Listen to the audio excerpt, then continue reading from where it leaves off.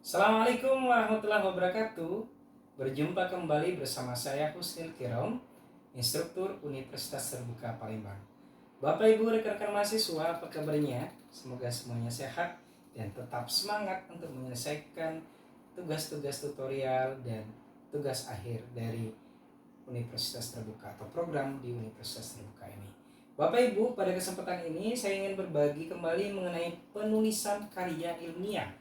Ini biasanya kita akan bahas di akhir semester ya, atau di program akhir dari S1 begitu ya. Bapak Ibu, terkait dengan penulisan karya ilmiah, yang pertama kita harus memahami kembali tentang apa itu karya ilmiah. Jadi secara umum karya ilmiah itu adalah tulisan yang memaparkan hasil dari penelitian atau pengkajian yang telah dilakukan oleh seorang atau sebuah tim dengan memenuhi kaidah dan etika keilmuan yang dikukuhkan dan ditaati oleh masyarakat keilmuan. Sedangkan dalam pengertian khusus Universitas Terbuka mengartikan bahwa karya ilmiah atau disingkat sebagai karya adalah tulisan yang memaparkan hasil penelitian atau pengkajian yang dilakukan oleh mahasiswa sendiri dengan memenuhi kaidah dan etika keilmuan yang ditaati oleh masyarakat keilmuan. Jadi bedanya di sini lebih umum, kalau di UT itu dilakukan oleh mahasiswa dibimbing oleh dosen atau oleh tutornya. Kemudian karir di UT ini ada dua. Yang pertama karir bagi mahasiswa di Fakultas Ekonomi, Sosial Teknik, Sains Teknik, Hukum, Ilmu Sosial, Ilmu Politik. Karir di beberapa fakultas ini mahasiswa diwajibkan untuk meregistrasi untuk mata kuliah tugas akhir program. Berbeda dengan di FKIP, mahasiswa meregistrasi mata kuliah PKP atau pemantapan kemampuan profesional. Jadi di non FKIP TAP namanya, di FKIP namanya PKP. Lanjut Bapak Ibu, ini harus Bapak Ibu pahami. Boleh Bapak Ibu melihat katalog karir dari PKP untuk mahasiswa S1, FE, FSIP, FST ya. Contohnya di ekonomi ini ada kode EKMA 4500 untuk tugas akhir program atau TAP. Ini diambil pada semester 7 dengan bobot 4 SKS. Dia include dengan EKMA 4560 untuk mata kuliah karya ilmiah dengan bobot 0 SKS. Jadi untuk menyelesaikan tugas akhir program ini, mahasiswa juga harus lulus dalam karya ilmiah. Kalau mahasiswa tidak lulus dalam karya ilmiah, maka TAP-nya juga tidak akan lulus ya. Sama halnya dengan karir dan PKP untuk mahasiswa FKIP. Di mahasiswa FKIP untuk program reguler biasanya ditawarkan pada semester 8, atau kalau untuk BI atau masukan sarjana itu ditawarkan di semester 2 dengan kode mata kuliah PDGK 4500 untuk pemantapan kemampuan profesional atau PKP. Bobot SKS-nya adalah 4. Dan karya ilmiah misalnya PGSD atau PG PAUD, kalau ini PGSD PDGK 4560 dengan bobot 0 SKS yang menjadi prasyarat juga untuk kelulusan dari PKP ini. Jadi Bapak Ibu jangan lupa untuk membaca katalog ya agar lebih jelas.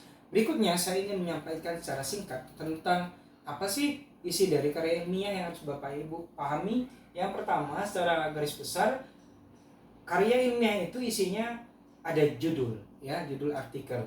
Artikel ini kan ringkasan dari karya ilmiah. Karya ilmiah ini adalah ringkasan dari penelitian, atau dalam PKP di FKIP itu namanya ringkasan judul PKP.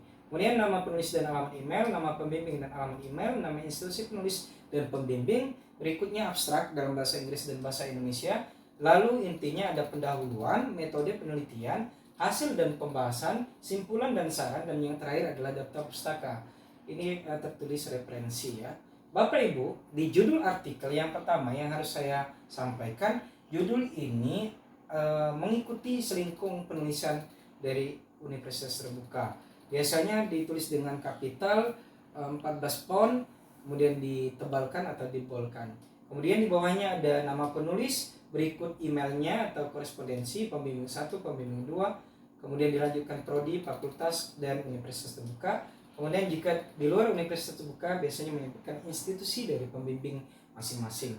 Kemudian Bapak Ibu, untuk berikutnya yang penting juga adalah abstrak. Abstrak ini adalah ringkasan dari karya ilmiah Bapak Ibu. isi abstrak itu tidak lebih dari satu paragraf dengan jumlah 150 sampai 200 kata. Jadi kalimat pertama dari abstrak itu biasanya menjelaskan masalah apa yang mendasari dari penelitian atau dari kajian yang dilakukan tindakan. Kemudian yang kedua adalah tulisan-tulisan artikel bukan tujuan penelitian, ya. Kemudian tidak ada referensi yang dirujuk pada abstrak, artinya tidak mencantumkan lagi menurut pendapat dan lain sebagainya, ya. Kemudian abstrak memuat secara singkat tentang deskripsi subjek penelitian, metodenya, lalu berisi tentang bagaimana pengumpulan data, deskripsi instrumen, sampel untuk kuantitatif, kemudian informan untuk kualitatif, dan teknik analisis data. Nah, semuanya ini dalam satu kesatuan. Kemudian di akhir dari abstrak biasanya akan memuat tentang hasil dan temuan. Hasil atau temuan ini biasanya akan dijelaskan secara singkat melalui pembahasan. Nah, untuk tulisan dari abstrak yang terakhir adalah simpulan, dan biasanya simpulan ini mengambil intisari dari hasil dan pembahasan. Bapak Ibu, pada abstrak yang tidak kalah penting harus mencantumkan kata kunci. Kata kunci ini biasanya digunakan untuk menentukan indeks, ya, atau untuk mencari googling atau searching mengenai tulisan di perpustakaan baik online maupun di universitas terbuka, begitu, ya. Kemudian kata kunci tersebut biasanya dia alfabetis dari A sampai Z, tidak lebih dari 3 sampai 6 kata, begitu, ya. Misalnya hasil, kemudian metode, dan pembelajaran, maka urutannya seperti itu. Bapak Ibu, berikutnya adalah pendahuluan inti dari karya ilmiah ini. Pendahuluan ini berisi tentang kajian, di dalamnya ada latar belakang yang kemudian sudah dibuat simpulan, kemudian mengangkat tentang masalah apa yang ada dalam tulisan tersebut. Biasanya dia menulis tentang hal yang penting saja. Kemudian di dalamnya juga ada definisi, data, dan pendapat, tetapi tidak boleh ada opini pribadi dalam tulisan ilmiah, ya. Kecuali di pendahuluan pada TAP atau PKP. Kemudian dia mengikuti penulisan SPOK, ya, subjek, predikat, objek, dan keterangan, atau boleh dibolak-balik. Karya ilmiah ini biasanya berbentuk narasi, ya.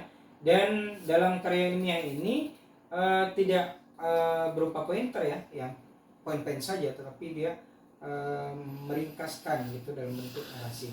Kemudian tujuan penelitian pada karya ilmiah ini biasanya dibuat berlanjut. Tujuan pertama apa, tujuan kedua apa, dan selanjutnya. Semua istilah asing atau kata dalam bahasa daerah itu ditulis dalam italic atau miring. Kemudian Bapak Ibu, kita lanjut ke metode penelitian. Dalam metode penelitian ini, subbab metode pada umumnya diperlukan untuk artikel yang dihasilkan dari penelitian. Nah, sedangkan karya ilmiah yang tidak berasal dari penelitian tidak ada subbab metode, jadi langsung membahas tujuan penelitian sesuai dengan penulisan artikelnya. Nah, tapi kalau untuk mahasiswa FKIP biasanya hasil penelitian dalam bentuk penelitian tindakan kelas atau PTK atau action research. Kemudian Bapak Ibu, dia berisi tentang berbagai metode yang digunakan, sumber informasi, pengembangan instrumen, dan lain sebagainya. Pada metode penelitian ini juga, ini menjadi analisis dan sintesis temuan kajian yang dikaitkan dengan teori atau penelitian terdahulu. Nah, ini yang biasa dilakukan oleh mahasiswa. Jadi memang hal tersebut adalah penelitian yang dilakukan oleh mahasiswa sendiri, bukan hasil plagiasi. Dan dalam memahami permasalahan kaitan dengan konteks dan lingkup yang lebih luas, biasanya akan lebih diuraikan lagi di metode penelitian ini. Bapak Ibu, sebelum simpulan, ada hasil dan pembahasan. Dalam hasil dan pembahasan biasanya diambil dari kegiatan yang dilakukan di lapangan. Kalau misalnya mahasiswa FKIP itu melakukan penelitiannya di kelas sendiri, gitu, ya.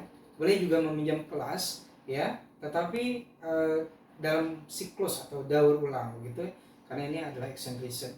Nah, hasilnya itu dibuat dalam deskripsi, kemudian dijelaskan inti-inti dari apa yang sudah dilakukan dalam penelitian di lapangan. Kemudian berikutnya adalah dibahas dalam pembahasan, ya, apa saja yang digunakan, Misalnya teknik pengumpulan datanya menggunakan yang pertama menggunakan observasi, yang kedua menggunakan tes, yang ketiga menggunakan wawancara misalnya. Nah itu dijelaskan atau dijelaskan secara inti di dalam pembahasan. Lalu Bapak Ibu, setelah hasil dan pembahasan adalah simpulan dan saran. Kesimpulan adalah sari dari semua karya ilmiah. Oleh karena itu biasanya isinya terkait dengan hasil dan pembahasan. Kalau di rumusan masalahnya ada satu pertanyaan, maka di simpulan ini juga dijawab satu jawaban.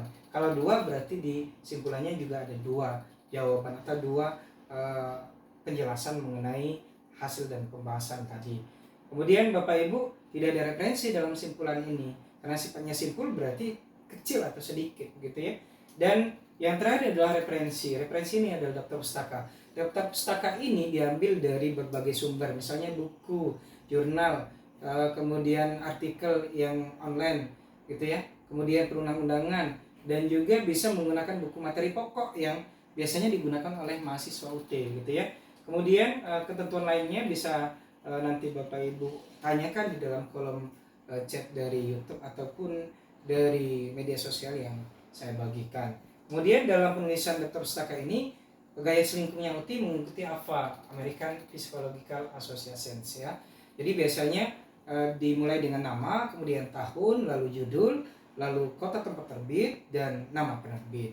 Demikian Bapak Ibu untuk kesempatan kali ini tentang panduan penulisan karya ilmiah, mudah-mudahan bermanfaat. Kalau ada kekurangan saya mohon maaf, kalau ada manfaatnya mudah-mudahan dapat membantu Bapak Ibu menyelesaikan tugas di S1 Universitas Terbuka ini. Wassalamualaikum warahmatullahi wabarakatuh. Salam semangat.